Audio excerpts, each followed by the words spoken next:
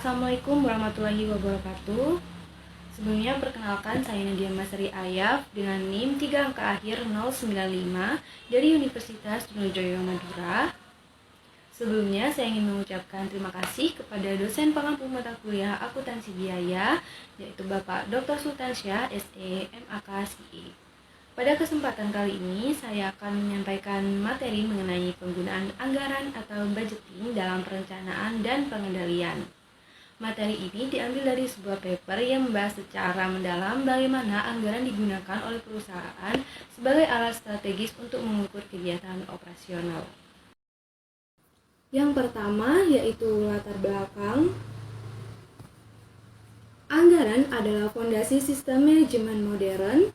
Perusahaan butuh alat yang dapat merencanakan kegiatan sekaligus mengendalikan biaya. Budgeting menjadi penghubung antara strategi jangka panjang dengan kegiatan operasional. Tanpa anggaran, perusahaan sulit mengukur efisiensi dan kinerja. Jadi, anggaran itu dibutuhkan perusahaan untuk mengatur arah kegiatan dalam periode yang akan datang. Tanpa anggaran, perusahaan akan kesulitan dalam memprediksi kebutuhan biaya, menentukan target yang realistis, serta memastikan setiap bagian bekerja ke arah tujuan yang sama. Selain sebagai alat perencanaan, anggaran juga menjadi alat pengendalian manajemen yang membutuhkan memonitor apakah kegiatan sudah sesuai rencana. Oleh karena itu, budgeting menjadi bagian yang tidak dapat dipisahkan dari manajemen. Selanjutnya ada pengertian anggaran. Anggaran adalah rencana kerja yang disusun secara sistematis dan dinyatakan dalam bentuk kuantitatif. Umumnya menggunakan satuan moneter yang berfungsi sebagai pedoman bagi perusahaan dalam melaksanakan kegiatan operasional selama periode tertentu. Anggaran tidak hanya menjadi alat perencanaan untuk menetapkan sasaran dan kebutuhan sumber daya, tetapi juga berperan sebagai alat pengendalian yang memungkinkan manajemen membandingkan hasil aktual dengan rencana, menilai efisiensi, serta mengambil tindakan korektif apabila terjadi penyimpangan. Tujuan penyusunan anggaran. Tujuan penyusunan anggaran sangat beragam, namun secara umum ada 5 hal utama. Yang pertama, menetapkan target keuangan perusahaan. Yang kedua, untuk mengkoordinasikan kegiatan antar departemen agar semua bagian bekerja selaras. Yang ketiga, sebagai pedoman pengalokasian sumber daya seperti biaya, tenaga kerja, dan bahan baku.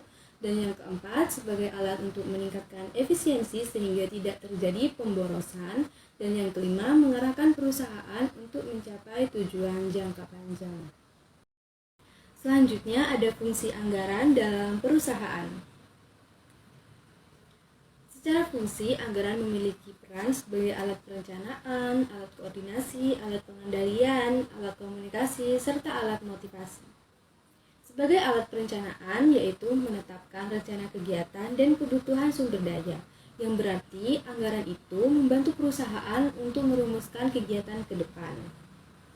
Sebagai pengendalian, yaitu membandingkan realisasi vs rencana, menganalisis varians, yang berarti anggaran menjadi patokan untuk mengevaluasi performa aktual.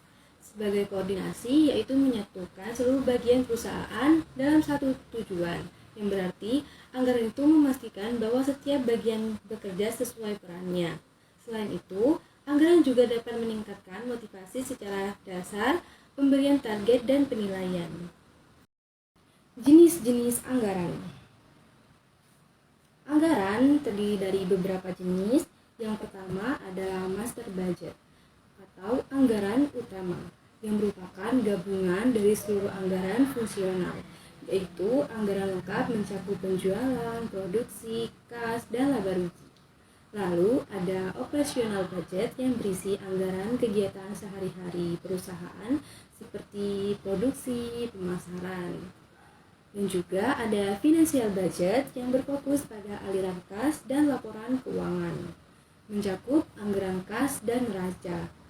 Selain itu, terdapat flexible budget yang dapat menyesuaikan dengan perubahan volume kegiatan, serta rolling budget yang diperbarui skala berkala.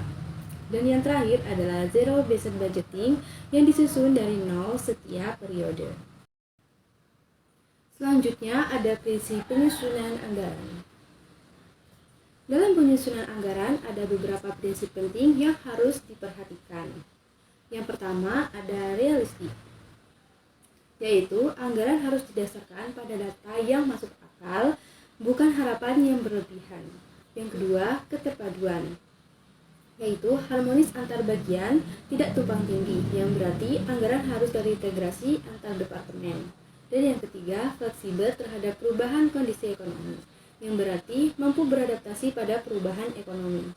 Dan yang keempat, melibatkan partisipasi seluruh manajer atau disebut partisipatif budgeting. Dan yang terakhir, setiap unit harus memiliki tanggung jawab yang jelas terhadap pencapaian anggarannya. Selanjutnya yaitu tahap pertama perencanaan anggaran, yaitu budget planning. Tahap pertama dalam proses pelanggaran adalah merencanakan anggaran, yaitu menentukan tujuan yang ingin dicapai perusahaan dalam periode anggaran, biasanya 1 tahun. Pada tahap ini, manajemen melakukan analisis menyeluruh terhadap faktor internal dan eksternal, seperti kondisi ekonomi, tren industri, data penjualan tahun sebelumnya, serta kapasitas produksi yang tersedia. Perusahaan menetapkan asumsi dasar yang akan digunakan sebagai acuan penyusunan anggaran, misalnya seperti estimasi pertumbuhan permintaan, penetapan harga jual, terus perkiraan biaya bahan baku, upah tenaga kerja, dan estimasi biaya overhead. Tahap ini memastikan bahwa seluruh aktivitas operasional memiliki arah yang jelas dan realistis. Untuk tahap kedua yaitu penyusunan anggaran atau budget preparation. Pada tahap kedua, setiap departemen atau unit kerja mulai menyusun budget proposal berdasarkan tugas dan kebutuhannya. Misalnya, bagian pemasaran itu menyusun anggaran penjualan, bagian produksi itu menyusun anggaran produksi, terus sedangkan bagian keuangan itu menyusun anggaran kas dan keuangan. Semua anggaran tersebut kemudian dikompilasi oleh bagian akuntansi atau keuangan menjadi master budget, yaitu anggaran lengkap yang berisi seluruh rencana kegiatan perusahaan. Penyusunan anggaran biasanya dilakukan dengan metode partisipatif budgeting, yaitu melibatkan setiap manajer atau anggaran yang dihasilkan, realistis dan dapat dilaksanakan. Next, tahap ketiga yaitu pelaksanaan anggaran atau budget implementation. Tahap ketiga adalah pelaksanaan anggaran, yaitu saat perusahaan menjalankan kegiatan operasional sesuai rencana yang sudah disusun, anggaran yang telah disahkan menjadi pedoman resmi bagi setiap departemen untuk melakukan aktivitas dan pengeluaran.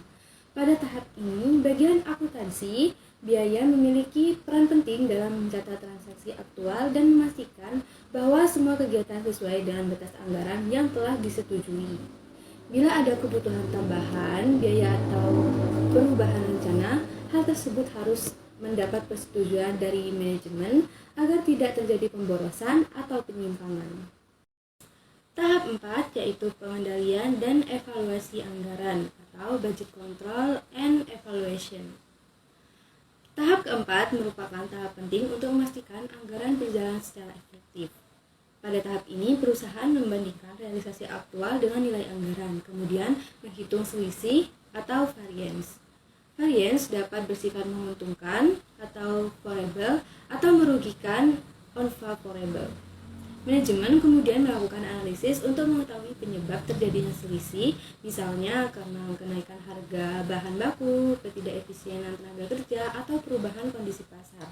Analisis ini menjadi dasar bagi perusahaan untuk mengambil tindakan korektif, memperbaiki proses yang kurang efisien, atau menyesuaikan anggaran di periode selanjutnya. Next, yaitu kesimpulan. Budgeting adalah alat vital untuk perencanaan dan pengendalian, dan juga membantu perusahaan mengalokasikan sumber daya secara efektif, dan juga menjadi dasar evaluasi kinerja dan pengambilan keputusan. Serta proses penyusunan anggaran harus realistis, partisipatif, dan fleksibel. Anggaran yang baik bukan hanya dokumen keuangan, tetapi alat manajemen yang strategis.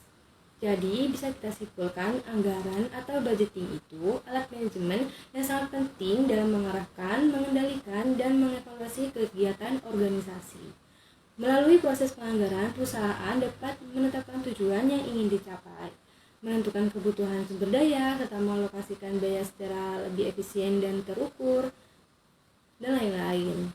Anggaran tidak hanya berfungsi sebagai rencana keuangan, tetapi juga menjadi sarana koordinasi antar departemen agar semua bagian bekerja menuju tujuan yang sama. Selanjutnya ada rumus anggaran dan perhitungan biaya. Yang pertama ada anggaran produksi, yaitu rumusnya. Produksi sama dengan penjualan ditambah persediaan akhir dikurangi persediaan awal. Untuk keterangannya, penjualan yaitu unit yang diperkirakan terjual dalam periode. Untuk persediaan akhir yaitu target stok akhir atau unit. Untuk persediaan awal yaitu stok awal periode. Yang kedua, kebutuhan bahan baku. Kebutuhan bahan baku sama dengan produksi dikali bahan baku per unit. Untuk biaya bahan baku sama dengan kebutuhan bahan baku dikali harga bahan baku per kilogram. Untuk keterangannya, bahan baku per unit yaitu per kilogram bahan baku per unit produk, harga bahan baku per kilogram yaitu harga per kilogram bahan baku. Dan untuk rumus ketiga yaitu ada tenaga kerja langsung atau TKL. Yaitu rumusnya jam tenaga kerja langsung sama dengan produksi dikali jam per unit. Biaya tenaga kerja langsung sama dengan jam tenaga kerja langsung dikali tarif per jam. Untuk keterangannya, jam per unit itu berarti jam kerja langsung per unit. Untuk tarif per jam yaitu berarti upah per jamnya.